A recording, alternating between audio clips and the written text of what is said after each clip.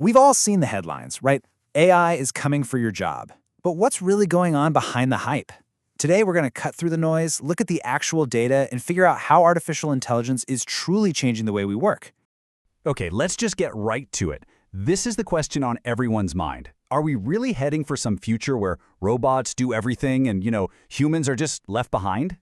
The anxiety is totally real, and it feels like we see a new article about it every single day. But is that fear justified? Let's see what the numbers have to say. And this is where it gets super interesting. The World Economic Forum, believe it or not, actually projects a net increase in jobs by 2030. Now, don't get me wrong, a lot of jobs are going to be displaced. We're talking 92 million, but a whopping 170 million new ones are expected to pop up. So it's not that jobs are just vanishing, it's that they're transforming. And that brings us to the real heart of the issue. The best way to think about it is like a giant game of musical chairs. AI is changing the tune, and all the chairs are getting rearranged. The real problem isn't a lack of chairs, it's making sure everyone has the skills and the opportunity to find a new one. The jobs will be there, they'll just look different, and they'll be in different places. So, how do we even begin to wrap our heads around a shift this big? To really understand this job mismatch, we need a good framework. And a really useful one comes from analyst Thorsten Meyer, who breaks down AI's impact into 3 specific channels that are literally reshaping our work lives. So here they are: substitution, augmentation, and consolidation. Think of them as the 3 main ways that AI is changing the game. Each one is a critical piece of the puzzle, so let's break them down. First up, substitution. This is the one everybody talks about. An AI taking over a task. Think about a paralegal who used to bill hundreds of hours sifting through documents. An AI can now do that in minutes. But here's the twist. This isn't just about lower-wage jobs anymore. It's hitting high-earning professionals right where they live. And just to be clear, we're not talking about some tiny little fraction of the economy. The World Economic Forum estimates that almost a quarter of all jobs are going to be fundamentally disrupted by this. This isn't a little tremor. It's a full-on earthquake in the knowledge economy. But it's not all doom and gloom. Not even close. Let's talk about augmentation. This is where AI doesn't replace you, it makes you way, way better at your job. It's like giving every worker a superpower. Imagine a doctor using AI to spot diseases earlier and more accurately, or a coder using an AI sidekick to write flawless code in half the time. And the payoff for this is wow, it's huge. Right now, workers who have AI skills are earning a 56% wage premium. That number has more than doubled in just the last year. Now that's a massive incentive for all of us to upskill, but it also creates this dangerous divide between the AI haves and the have-nots.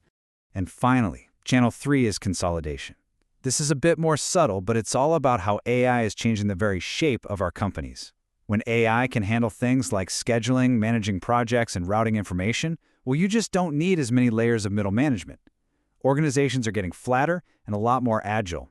And this quote from Thorsten Meyer just nails it. The future isn't some epic battle of man versus machine. It's about people. It's about which of us get the tools, the training, and the support we need to thrive. The challenge isn't technological, it's human.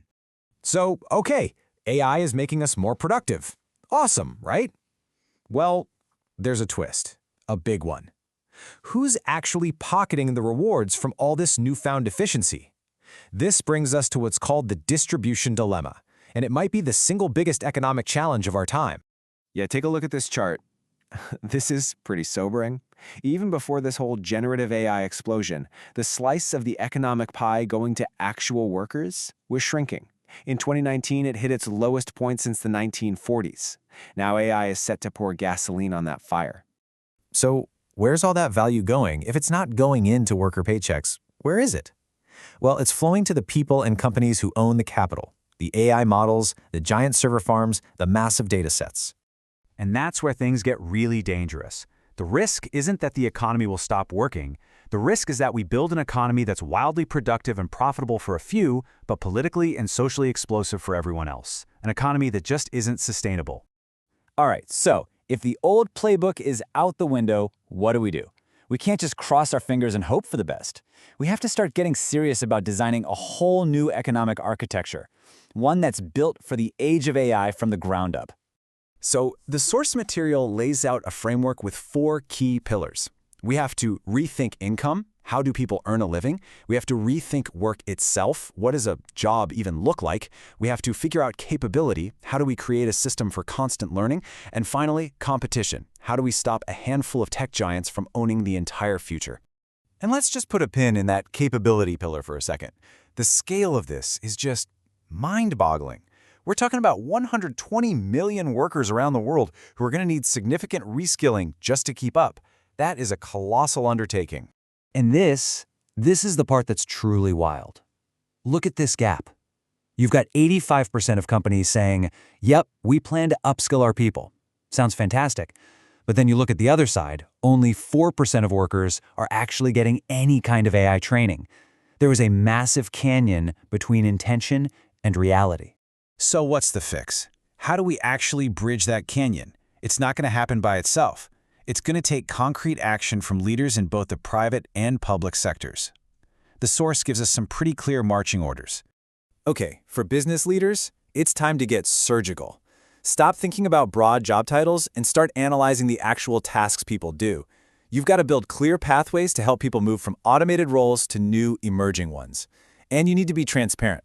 Show everyone how the productivity gains from AI are being shared. And on the government side, our whole social safety net needs a massive upgrade for the 21st century. Things like health insurance need to be portable, tied to you, not your job. We need to completely redesign unemployment for a world of gig work. And most of all, we need a huge public investment in training and education to help those 120 million workers get ready. And really, it all comes down to this one massive question. A question that should keep all of us up at night. Are we going to make the necessary investments to give those 120 million people a real shot? Or are we going to sit back and watch as a permanent structural underclass is created right before our eyes? Because at the end of the day, this isn't about the technology. It's never really about the technology. It's about us.